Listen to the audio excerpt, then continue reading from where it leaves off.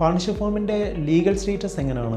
അതെന്ന് പറഞ്ഞാൽ ഒരു ഇൻഡിവിജ്വൽ ആണോ അതോ ഒരു എൻറ്റിറ്റി ആയിട്ടാണോ കൺസിഡർ ചെയ്തിരിക്കുന്നത്, എങ്ങനെയാണ്? പാർട്ണർഷിപ്പ് ഫേമിൻ്റെ ലീഗൽ സ്റ്റാറ്റസിനെ കുറിച്ച് പറയുകയാണെങ്കിൽ അതൊരു സെപ്പറേറ്റ് എൻറ്റിറ്റി തന്നെയാണ്. കാരണം എന്താണെന്ന് വെച്ച് കഴിഞ്ഞാൽ നമ്മൾ ഈ പാർട്ണർഷിപ്പ് ഡീഡ് എക്സിക്യൂട്ട് ചെയ്ത് കഴിയുമ്പം നമ്മൾ ആ ഡീഡും വെച്ച് നമ്മൾ പാർട്ണർഷിപ്പിൻ്റെ പേരിൽ ഒരു പാൻ കാർഡിന് അപ്ലൈ ചെയ്യുന്നുണ്ട്. ഒരു പ്രൊപ്പറേറ്ററിൻ്റെ കേസിലേക്ക് വരുവാണെങ്കിൽ ആ വ്യക്തിയുടെ പാൻ കാർഡാണ് അവിടെ യൂസ് ചെയ്തിരുന്നത്. ഈ പാർട്ണർഷിപ്പിൻ്റെ കേസിലേക്ക് വരുമ്പോൾ നമ്മൾ പാർട്ണർഷിപ്പ് ഫേമിന് നമ്മളൊരു പാൻ കാർഡ് അപ്ലൈ ചെയ്യും. സെപ്പറേറ്റ് പാൻ കാർഡ് ആകുമ്പോൾ തന്നെ അതൊരു സെപ്പറേറ്റ് എൻറ്റിറ്റി ആയി. ആ പാൻ കാർഡും വെച്ചായിരിക്കും നമ്മൾ പിന്നെ പാർട്ണർഷിപ്പിന് ബാങ്ക് അക്കൗണ്ട് ഓപ്പൺ ചെയ്യുന്നതും ബാക്കി രജിസ്ട്രേഷൻസിനെല്ലാം നമ്മൾ അപ്ലൈ ചെയ്യുന്നത്.